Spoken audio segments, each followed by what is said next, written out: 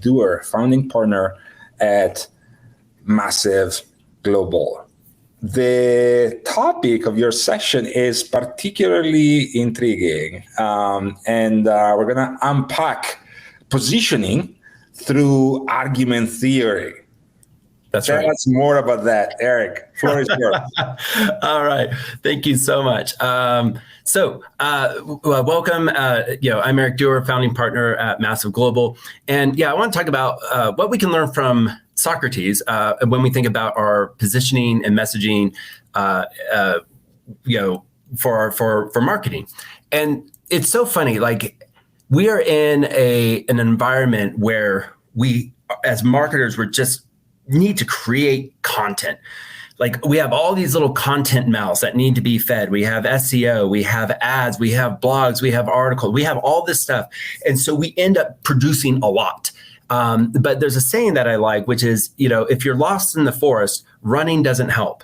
And so what I want to do is take a couple steps back and say, well, how do we make foundational positioning and foundational messaging that really helps all the other content kind of cohere together?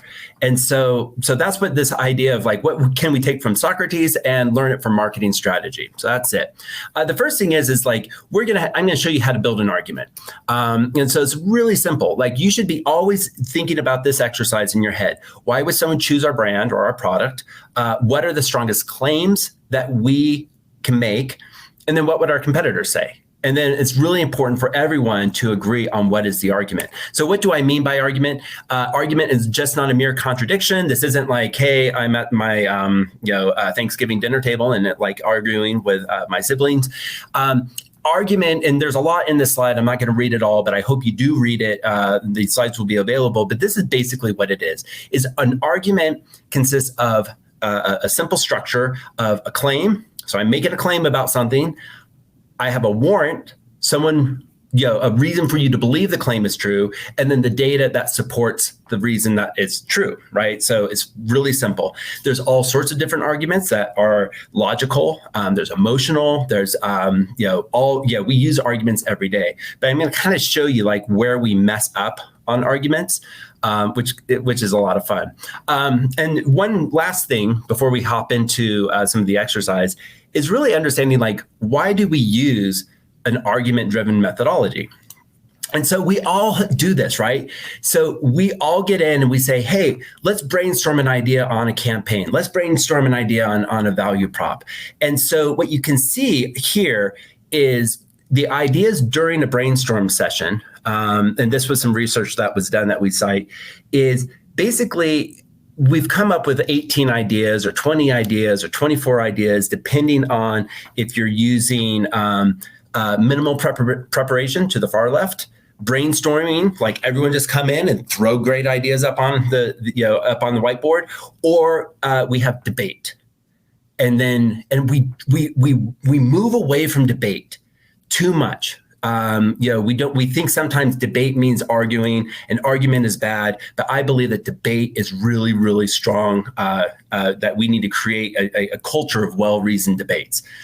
Now, look at the far right side, and you see ideas after. For the people who did minimal preparation, they really didn't have that many ideas. The people who did the brainstorming had 6 ideas, but the people who went into debate had double of the brainstorming and quadruple of the minimal preparation, which means when we tend to debate and we really understand what is it that we're trying to say, the claim, the warrant, and the evidence, we tend to come up with better ideas even afterwards. So it's a really strong thing to show or to get into.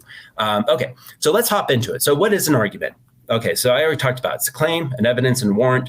Any recovering philosophy students like myself, you've seen this really, you've seen this a lot. So I'm going to make a simple claim.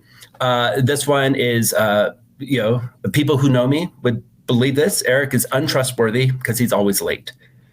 So that is the argument.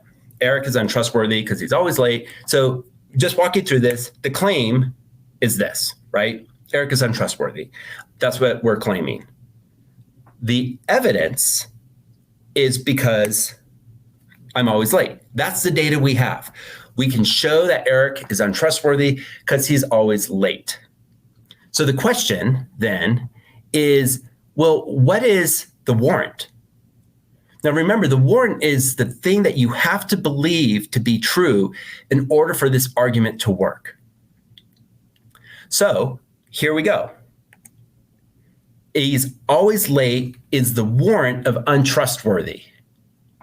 So in order for you to believe that this statement is true, you have to believe that tardiness is connected to trustworthiness. Now, maybe you do. Maybe you think like, oh, I can't trust anybody who's ever late. But in a lot of cases, we just think like, well, maybe Eric's always late because he's too busy.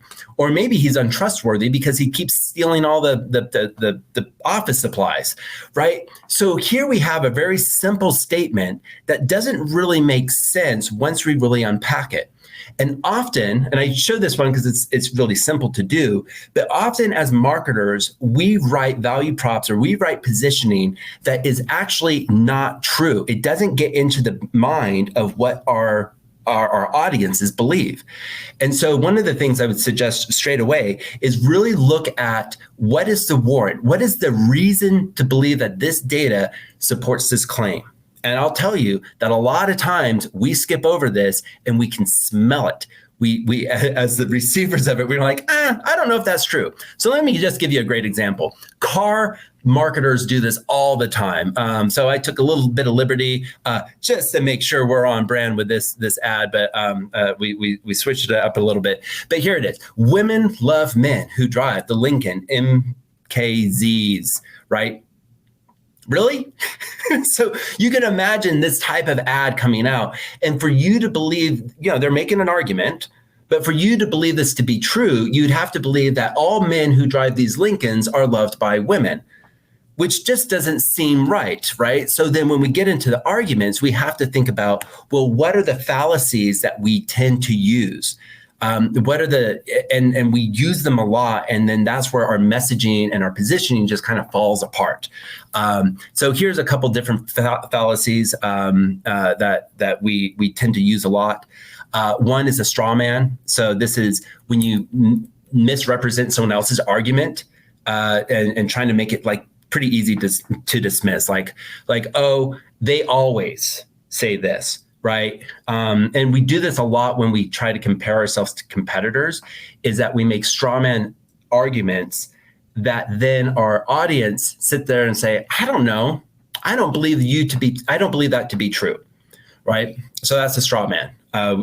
The second one we do a lot is the middle ground. So you take one extreme and the other extreme. It's like, hey, we're always going to protect this data thing like this, blah, blah, blah, blah, blah. And someone says, well, that's ridiculous. That will never work. So the right answer must be in the middle. Well, that's not necessarily true either. Composition fallacy is when like you assume that all parts of something kind of the composition of them creates something that's not true. So back to car manufacturing, all of our parts are lightweight and efficient. Therefore, our car is the most efficient. Well, no, that doesn't make sense. Just because all the parts are the most efficient doesn't mean the entirety of it is the most efficient. And then the false dichotomy is, assuming that we do this a lot, like, hey, only these two things can be true, so the rest of these also can't be true. False dichotomies happen quite a bit. So watch out for the fallacies that we make. Our audiences and ourselves, we hear them all the time, right? And that's why we turn off from marketing.